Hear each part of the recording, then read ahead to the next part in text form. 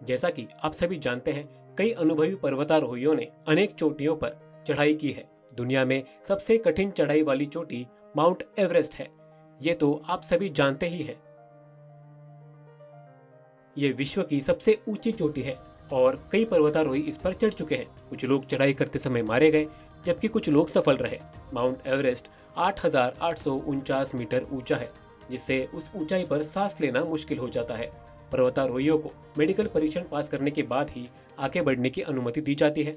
अब तक लगभग 7,249 लोग माउंट एवरेस्ट पर चढ़ चुके हैं।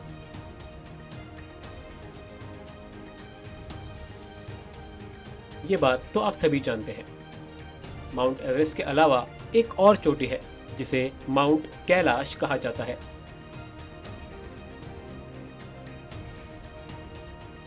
ये एक ऐसा पर्वत है जिस पर दुनिया का कोई भी व्यक्ति, यहाँ तक कि सबसे शक्तिशाली पर्वतारोही भी कभी नहीं चढ़ पाया।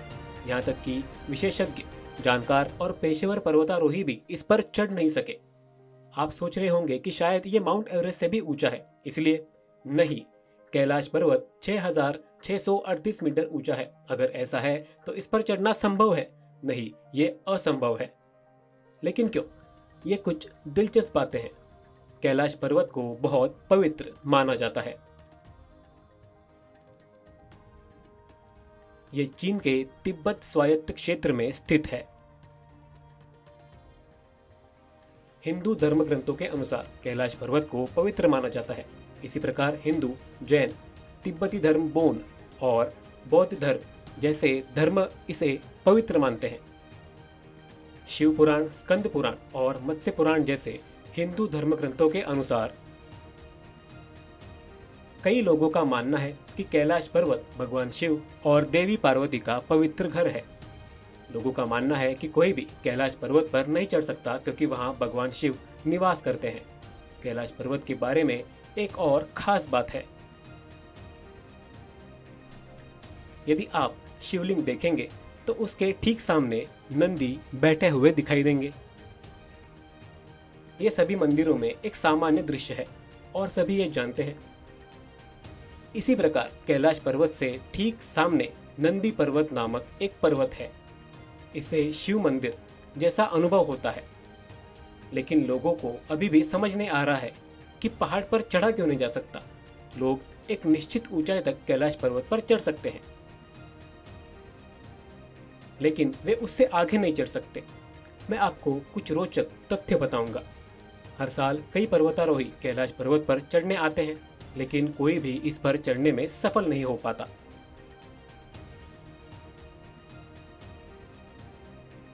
यहाँ एक दिलचस्प कहानी है। 1933 में ब्रिटिश पर्वतारोही ह्यूग रटलेज और आर.सी. विल्सन ने पूरी योजना बना ली थी और पर्वत पर चढ़ने का प्रयास किया।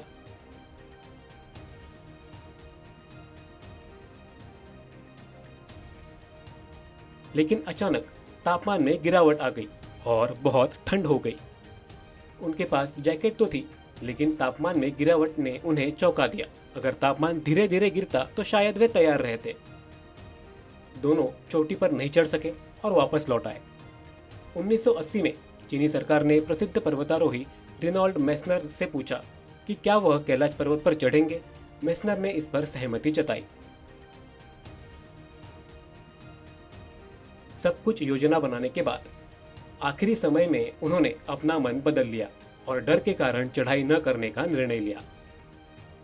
4 वैज्ञानिकों के बारे में भी एक कहानी बताई जाती है जिन्होंने कैलाश पर्वत पर चढ़ने की कोशिश की, लेकिन उन्हें ये बहुत कठिन लगा और वे वापस लौट आए। हालांकि 2 साल के भीतर ही चारों वैज्ञानिकों की मृत्यु हो गई। साइबेरियाई पर्वतारोहियों के एक समूह ने भी चढ़ाई का प्रयास किया, लेकिन वे स्वयं में आए परिवर्तन को देखकर आश्चर्यचकित हो गए। पर्वतारोही अचानक बूढ़े हो गए। उनके बाल तेजी से सफेद होने लगे और उनके नाखून सामान्य समय से अधिक तेजी से बढ़ने लगे।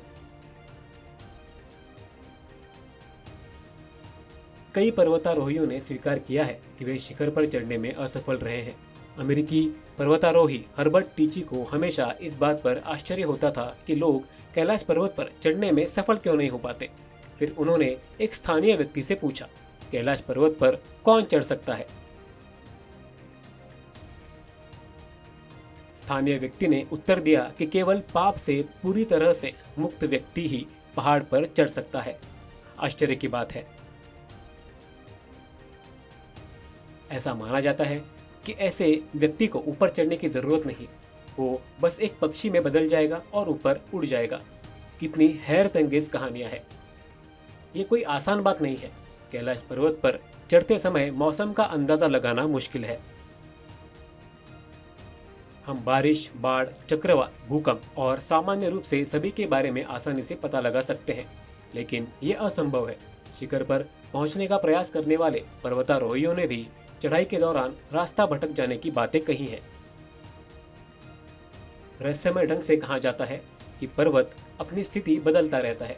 पहाड़ आमतौर पर सभी कोणों से एक जैसे दिखते हैं, लेकिन कैलाश पर्वत सभी कोणों से अलग अलग दिखाई देता है।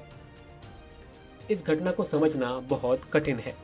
अजीब बात है कि ऐसा माना जाता है कि भगवान वहां निवास करते हैं। पांडवों और कौरवों के बीच महाभारत युद्ध के बाद पांडव युद्ध जीत जाते हैं, भगवान श्री कृष्ण चले जाते हैं। ऐसा कहा जाता है कि इसके बाद पांडव मोक्ष प्राप्त करने के लिए कैलाश पर्वत पर चढ़ गए। कितना आकर्षक लगता है। क्या आप सभी जाने के लिए इच्छुक हैं? अगर आप पापों से मुक्त हैं तो आप जरूर प्रयास कर सकते हैं। बहुत ही रोचक। यदि लोग एक बार कैलाश पर्वत पर चढ़ने में असफल रहे तो क्या इसका मतलब यह है कि क्या कभी भी कोई भी सफल नहीं हुआ? एक व्यक्ति है जो सफलतापूर्वक चढ़ाई कर चुका है। वो एक तिब्बती संत है जिसका नाम है मिलारेपा। वो सफलतापूर्वक पहाड़ की चोटी पर पहुंचे और वापस लौट आए। जब लोगों ने आश्चर्यचकित होकर उनसे पूछा कि उन्होंने क्या देखा, तो मिलारेपा ने उत्तर दिया कि ऊपर भगवान विश्राम कर रहे हैं और उन्हें हमें परेशान नहीं करना चाहिए। आश्चर्य की बात है। ऐसा माना जाता है कि जैन धर्म के भगवान ऋषभ देव को कैलाश पर्वत पर ही मुक्ति मिली थी। ये भगवान शिव का निवास स्थान है और पांडवों को यहाँ मुक्ति मिली थी। ये समझ से परे है। ये कहानियाँ बहुत प्रचलित है, लेकिन क्या यह सच है, हमें नहीं पता। अब कैलाश पर्वत से जुड़े कुछ रोचक और वैज्ञानिक बातें देखते हैं। कैलाश पर्वत क्षेत्र में 2 झीलें हैं।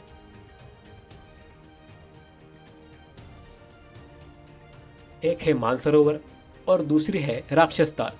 दोनों झीलें एक दूसरे के बिल्कुल सामने हैं। मानसरोवर एक मीठे पानी की झील है जिसे अत्यंत पवित्र माना जाता है तथा इसका पानी अत्यंत स्वच्छ है। दूसरी ओर राक्षस ताल का पानी खारा है। ये कैसे संभव है? दोनों झीलें एक दूसरे के एकदम करीब है, उसके बावजूद उनकी विशेषताएं इतनी अलग हैं। ऐसा मान्यताओं के कारण है। कहा जाता है कि मानसरोवर का निर्माण भगवान ब्रह्मा ने किया था और मान्यता है कि राक्षस ताल का निर्माण राजा रावण ने किया था। वो वही स्थान है जहां उसने भगवान शिव को प्रसन्न किया था। इसका पानी खारा है क्योंकि इसका संबंध एक राक्षस से है। आप सब वहां जाकर झीलें देख सकते हैं जो बहुत साफ है। जबकि कुछ लोग कहते हैं कि कैलाश पर्वत देवताओं का घर है, वही अन्य कहते हैं कि ये एक मानव निर्मित पिरामिड है और रहस्यमय है। मानव निर्मित या भगवान का निवास, ठीक से किसी को नहीं पता। कैलाश पर्वत पर चढ़ना असंभव है। हम सभी जानते हैं कि माउंट एवरेस्ट पर चढ़ना कठिन है, लेकिन कई तरीकों से यह संभव हो सकता है। कैलाश पर्वत की ढलानें चट्टानी है और ये बहुत खड़ी है। इसके शीर्ष तक पहुंचने का कोई स्पष्ट रास्ता नहीं है, जिससे चढ़ाई असंभव हो जाती है। पर्वतारोही केवल एक निश्चित ऊंचाई तक ही चढ़ सकते हैं, लेकिन उससे आगे चढ़ना असंभव हो जाता है। यहाँ तक कि अगर आप कंपास का इस्तेमाल भी करें तो भी आप रास्ता भटक जाएंगे, क्योंकि पहाड़ अपनी स्थिति बदलते रहते हैं। यही कारण है कि लोग चढ़ाई करने से डरते हैं। क्या आप सभी कैलाश पर्वत पर जाने के लिए उत्सुक हैं? तो मैं आपको बता दूं कि भारतीयों को वहां जाने की अनुमति नहीं है। अनुमति नहीं है? हाँ, चीन द्वारा अनुमति नहीं है, क्योंकि ये चीन के तिब्बती स्वायत्त क्षेत्र में स्थित है। क्या भारतीयों को सालों तक यहाँ जाने की अनुमति नहीं थी? लद्दाख में सीमा पर झड़पों के बाद 2020 में इसे भारतीयों के लिए बंद कर दिया गया था। इस गतिरोध के बाद भारत सरकार ने भारत में कई चीनी ऐप्स पर प्रतिबंध लगा दिया था। लेकिन अब चीन ने भारतीयों को कैलाश पर्वत पर जाने की अनुमति देने का निर्णय लिया है। और इसका मतलब क्या है? जो भारतीय कैलाश पर्वत पर जाते हैं वे सप्तऋषि गुफा, 2 झीलों और पर्वत की परिक्रमा करते हैं।